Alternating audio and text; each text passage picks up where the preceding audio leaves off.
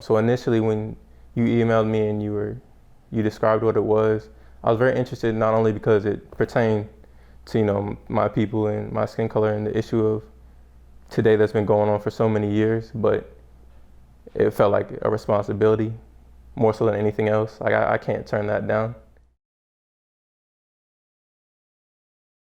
You're underrepresented and you just want to see somebody in a higher role or in a role that you want to be in yourself one day, and you don't see that as much.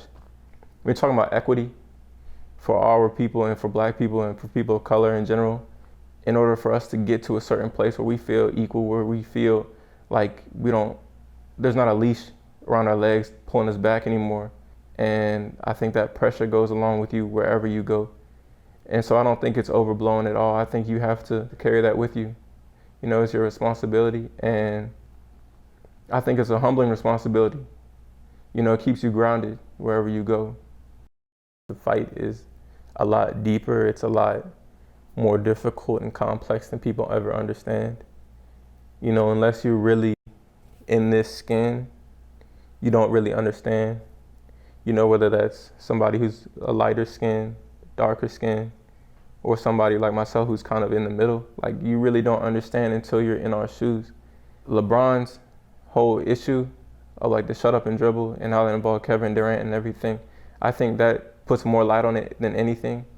As good of athletes as a lot of us are, it's very difficult to just go out and play, whether or not you have 50,000 people in the stands or 500 like at a high school game.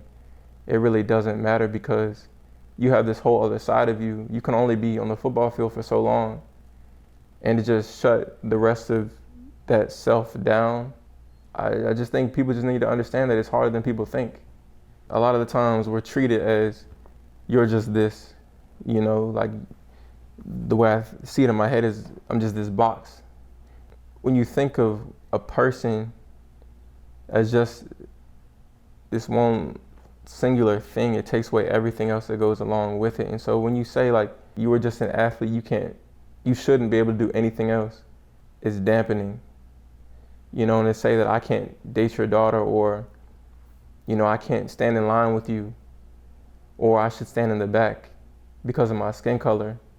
You don't know anything else about me, and you categorize me as something that I'm less than, It's pain, really. It really is pain. I remember one of the first conversations that I remember having with my parents, more so my mom, was that you have to do extra because you're Black. You have to do more than this person, and this person, and this person just because you're Black. And don't do this, or you could get shot. If you get pulled over, just sit there, just answer everything, don't do anything, or you could get shot, or you could get killed. And I remember one specific moment, I can see her eyes right now, just my mom, just like tears in her eyes, red around her eyelids, just watching her as she's talking to me about this. When Breonna Taylor, Jacob Blake, George Floyd, Tamir Rice, all of them, you just think about how many people aren't on camera, who weren't on camera.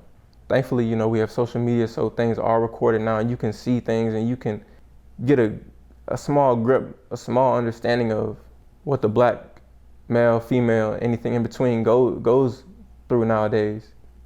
You don't get numb to it, but you do get used to it because, unfortunately, that's the way it is, and that's the way you have to live as a Black individual in America.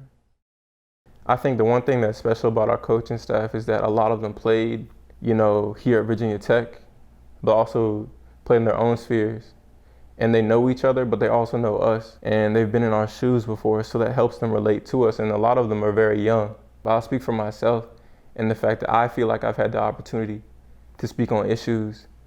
And I think that microphone has always been allotted for me. We want justice for, Tamir Rice and Trayvon Martin in the way that people are still healing from those things. And after every event, that wound is opened and the pain is felt over and over again. And we want justice for everything, for all of the cases, all of the innocents that were murdered. The trials where police were just let off, officers were just, a slap on the wrist. We want justice for all of it. It's an issue that needs to be talked about more often. And I think the word justice, it brings you to the question, why do they have it on their shirts? And then that's another conversation that you can get into. I think that's the strongest of them all. Words that, could be on anything. Because when you think about it, when you truly love somebody, that love, it permeates through anything. No matter your differences, your similarities, you can be touched with love and you can come to an understanding. With love, we can have something beautiful really happen. And so I think that's really what it's about. It's just loving everybody, no matter your differences. To rid ourselves of that burden of those negative emotions, we're gonna need love, just like Dr. King stated.